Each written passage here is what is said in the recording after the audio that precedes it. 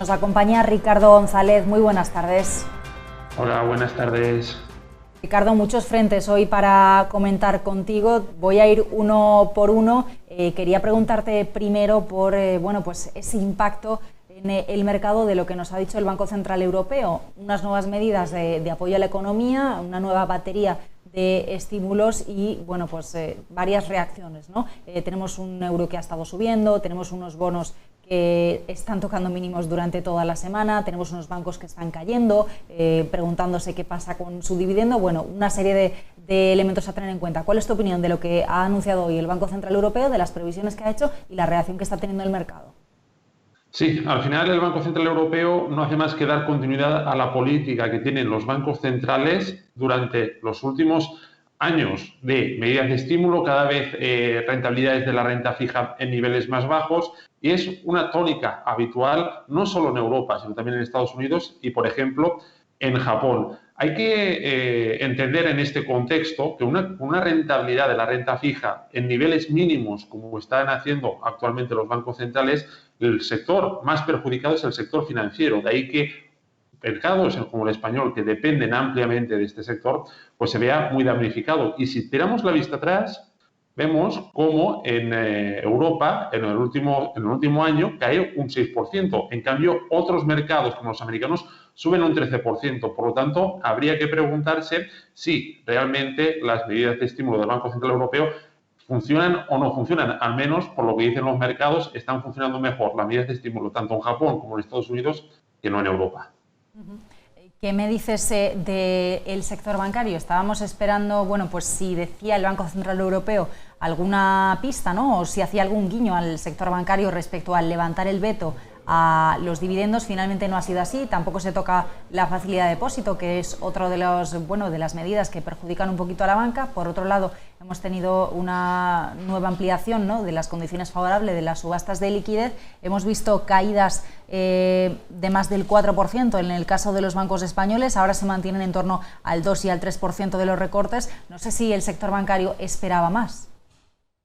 Lo que sucede al final es que el sector bancario, con esta política de tipos de interés, de medidas de estímulos que generan los bancos centrales, sus márgenes de beneficio se estrechan muchísimo. Unos tipos de interés reales que están en términos negativos, el margen financiero que tienen las entidades financieras en su negocio tradicional de prestar y recibir dinero se ve muy reducido. Esto, unido a los costes fijos que tiene este tipo de sociedades, pues hacen que ahora mismo sea uno de los sectores más débiles dentro del viejo continente. Y mientras esta debilidad persista, que es previsible que se mantenga durante mucho tiempo mientras la política de los bancos centrales no cambie, pues será un sector a evitar porque dará mucho más disgustos que alegrías a sus accionistas.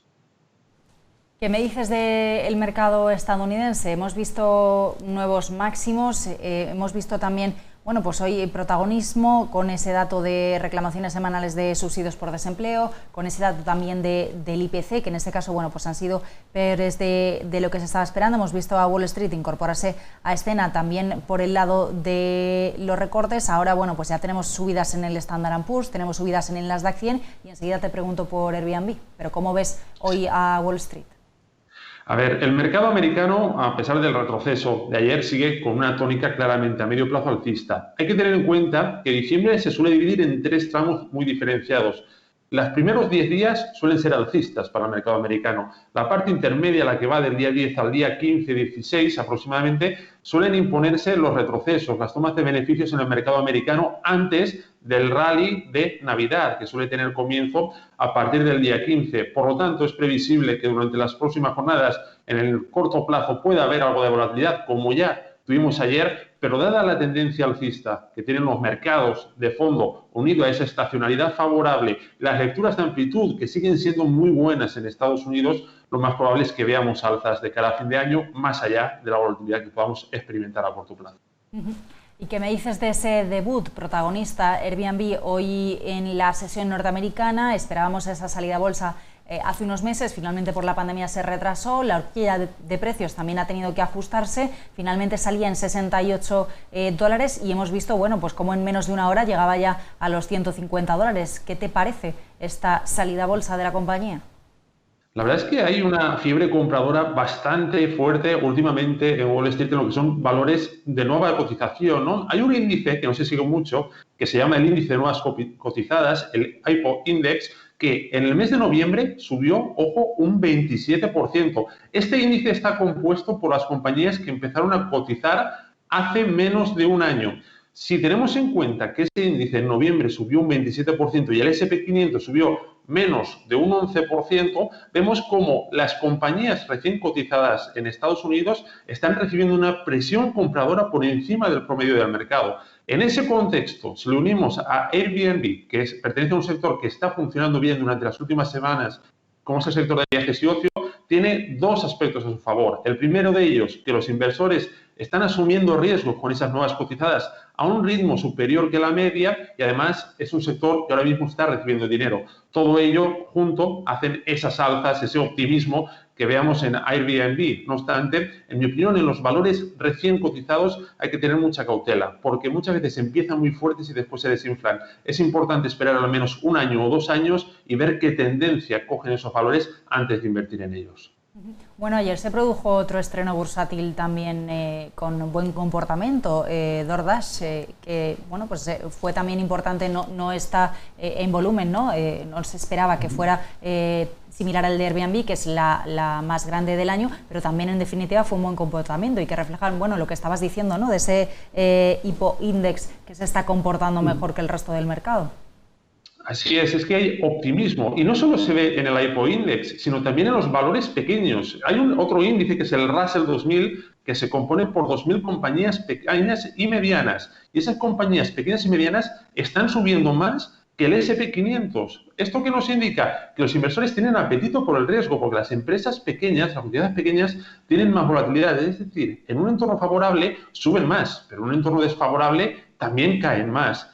Cuando los inversores son optimistas con el devenir de la renta variable, apuestan por esos valores pequeños a la espera de una mayor rentabilidad. En cambio, cuando son pesimistas con la renta variable, huyen de esos pequeños valores. Ahora mismo, en el contexto actual, lo que están haciendo es comprar esos valores. Son optimistas con el devenir del mercado y de ahí que esas compañías que no son tan grandes también estén funcionando francamente bien ahora mismo en las bolsas. Ricardo, ¿algún elemento más que tengamos que tener en cuenta de lo que está sucediendo esta semana en los mercados? ¿Dónde crees que hay que poner la mirada? Pues hay que prestar mucha atención al cambio euro-dólar. Estábamos hablando que Estados Unidos se está comportando muy bien y el cambio euro-dólar lo que nos está diciendo ahora mismo es que el dólar tiende a depreciarse. En este contexto es muy habitual que las carteras tengan alta exposición a Estados Unidos porque es el mercado que mejor se está comportando. Y ojo, ese dólar hay que cubrirlo porque si no las ganancias que tenemos por la parte de la renta variable podemos perderla en el efecto cambio. Así que en este contexto de tendencia hacia la depreciación del dólar es importante cubrir la divisa en esas inversiones en Estados Unidos. ¿Cuál es tu estrategia de recomendación en el contexto que estamos explicando? Pues ahora mismo hay que estar, como comentamos, expuestos a Estados Unidos. Es el mercado que mejor está funcionando, especialmente también dándole peso a esas compañías de pequeña y mediana capitalización y otros mercados a tener en cuenta son el mercado de Japón, que está estableciendo nuevos máximos de 30 años durante las últimas semanas. Este mercado es el segundo más grande del mundo y nos permite diversificación geográfica y también mucha atención a los emergentes, que suelen comportarse bien cuando el dólar se deprecia porque las materias primas en un contexto de debilidad del dólar, las materias primas tienden a apreciarse y esas materias primas al alza benefician a su vez a los mercados emergentes. Así que esos serían los 3 focos. Primero, renta variable americana. Segundo, renta variable japonesa. Y en tercer lugar, los mercados emergentes. Pues Ricardo González, tomamos muy buena nota de esas recomendaciones de inversión y de esa estrategia. Muchísimas gracias y buenas tardes. Gracias, buenas tardes.